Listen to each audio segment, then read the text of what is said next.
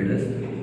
In JSpiders, I learned everything from basic to advanced level like Java, SQL, and in front end HTML, CSS, and JavaScript, and also in Java frameworks like Spring Boot, Hibernate.